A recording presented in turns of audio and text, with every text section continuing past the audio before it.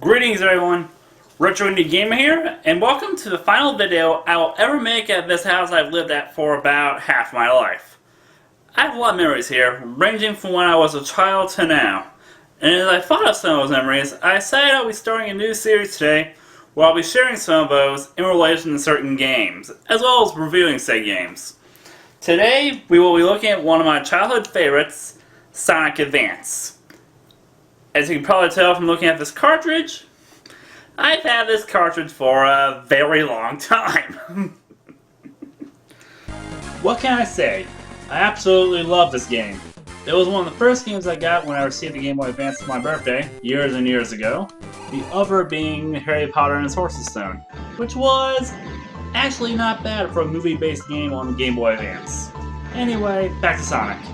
This was the first Sonic game I played that I really enjoyed, though not my first experience with the Blue Blur. That honor goes to the Windows versions of Sonic 3 and Sonic 3D Blast. Now while I enjoyed playing those, it wasn't always an enjoyable experience since playing a platformer on a PC with a keyboard was not exactly an optimal arrangement. Hell, it still isn't! Experiencing that kind of game on the Game Boy Advance was a much better experience, even with the piece of junk known as the first model of the Game Boy Advance. The game itself is a fairly standard, but still lots of fun, Sonic game, and it's actually a rather significant game as far as Sonic games go. I didn't really think about this until recently, but Sonic Advance was the first original Sonic game to be released on a Nintendo console, the first Sonic game period to be released on a Nintendo console being the GameCube port of Sonic Adventure 2. That's significant on its own, given that Sega and Nintendo were sworn enemies during the 90s, kind of like Sonic and Dr. Eggman / Robotnik. In the game, you can choose from 4 playable characters. Those 4 playable characters being, well, Sonic obviously, as well as Tails, Knuckles, and Amy. You can also enter a code on the character select screen to play as both Sonic and Tails at the same time, just like in Sonic 2. This gives the game a bit of replay value because of the ways different characters control, and to see slight changes during the ending. For instance, Amy leads a more challenging game, mostly from how she attacks. Also, there's a chance you'll grow a preference for playing as one character over another. For me, that character is Tails, just like in just about every other Sonic game I've played since this, where he's playable, and mainly because of one thing, his flight ability. After selecting your character, you go through 6 zones with 2 acts each, plus the final zone with a single act. All these zones create a good sense of variety, with some being more challenging or unique than others. For instance, one of the stages I struggled to get through as a kid was Zone 4, being that's a water and ice zone with a lot of water. And I think anyone who's played a Sonic game knows what that means.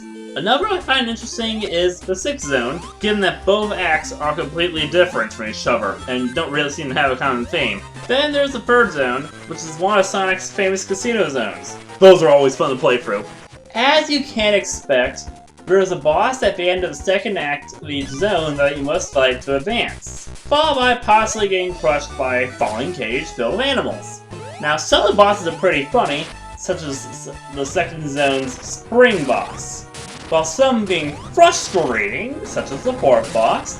Look at this guy and the environment and guess why, as well as the final boss. Then there are interesting ones like the 5th boss, where you fight a robot Knuckles. Especially interesting and fun when you're playing as Knuckles. Some parts of this game were very frustrating to me growing up, such as fighting some of the bosses and finding the Chaos Emeralds. Fortunately, I was given this guidebook when I got the game, and yes, I still have it.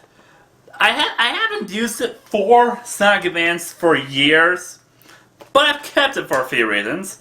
One is for nostalgia, and it was also buried in my closet for years. That might do it.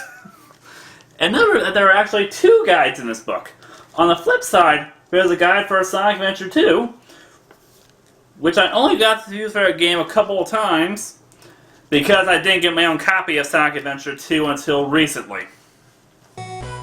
Speaking of bosses, The bosses of the final zone have always been among my favorites in the game, especially after finding out that the first two bosses were from previous games. The first boss was the first boss from the original Sonic the Hedgehog, a boss Sega really seems to like reusing, since it appeared once before this game and once after this game. The second boss was the first boss from Sonic 2, and one that, as far as I've seen, has just been reused this once.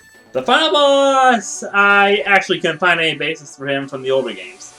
Doesn't make him any less hard though, even with that guide, not even close. There is also an extra boss you fight as Super Sonic after the end boss, and after collecting all the Chaos Emeralds. That leads to a second ending, though I don't know if I consider the second ending worth it. Speaking of Chaos Emeralds, the minigames you play to get them are a lot of fun, mostly because it involves jumping on a special spring and essentially skateboarding to collect the rings, eventually getting the Chaos Emeralds. While I'm on the subject of minigames, I think it's only fitting to talk about the Chow Garden. As you might expect, it's a garden where you get to play with the tiny Chow, giving him various things like a trumpet and playing a couple minigames. One is a memory game, while the other is a rock, paper, scissors game. What is it with Sega and rock, paper, scissors? Seriously, first Alex Kidd in Enchanted Castle, and now this? I can't complain though because this minigame is a lot of fun. It was this excellent game that turned me into a lifelong fan of the Sonic series, even with some of his more, how do I put this, questionable entries of late. Though it wasn't for another couple of years after getting this game that I was able to try out many of the other games in the series. About 2 years after getting Sonic Advance, I got a GameCube during the holiday season, and not too long after that, I rented Sonic Adventure 2 for it from Blockbuster for about a week. While I enjoyed it and remembered that experience fondly for many years afterwards, I never got around to buying a copy of the game for myself until years later when it was released digitally. Now, sometime after the Sonic Adventure 2 experience, I moved and went to a Hollywood Video that used to be near my house, where I used to rent two games frequently, Sonic Mega Collection and The Legend of Zelda 4 Swords Adventures, both of which are games I eventually got, but anyway. The Mega Collection introduced me to the classic Sonic games, well, aside from the ones I'd already played, and I particularly fell in love with Sonic 2. Then that came into play sometime later when I was at the store and given the chance between getting two of the Sega Genesis Pokémon plays that were available at the time. One of them had Sonic 1, and the other had Sonic 2, so I got that because I ended up enjoying that one a lot more. But looking back, especially after looking at the games on the plug-and-play I didn't get, I almost wish I got that one instead. That way, I could have been playing Golden Axe all these years instead of Alex Kidd. Oh well, lesson learned, I guess. Well, that's the end of my reminiscing on my earliest experiences with Sega's Blue Blur. And what turned me into a fan of Sonic series, which I still am, even with some of the questionable entries of late. Oh well, at least we get really good ones like Generations from time to time. Now, Sonic Advance did spawn 2 sequels, but like Sonic Adventure 2, these games were pretty much in the back of my mind, so much that I actually didn't get into getting them until very recently. Now, I'll be reviewing both of these in the near future, so keep an eye out for those, along with future Childhood Memories videos, as well as regular reviews and streams. Well, I hope you enjoyed this video. If you did, feel free to like and subscribe, and I'll see all of you at my new location.